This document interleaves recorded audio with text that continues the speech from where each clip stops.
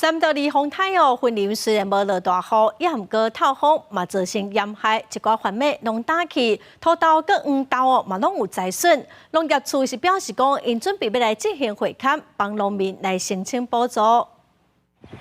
近一个月有机大豆原本已经生长到15公分，但受到3头的风台期间的强风吹袭，现在规层呈现打击死亡。林姓农民就讲，这2公顷的大豆成本8万块，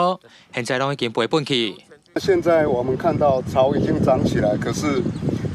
现在豆子啊被台风加沿海的沿害啊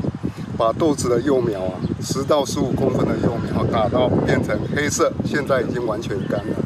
云林沿海地区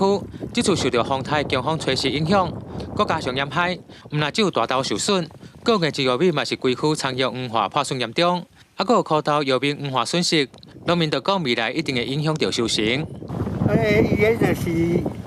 无落雨，拢减水啊！阮海口算有减水啊！所有的农作物拢受到风雪拢大部分拢严重的损害啦但是这我是希望讲中央单位会当用专案来补助，减少农民的损失啦。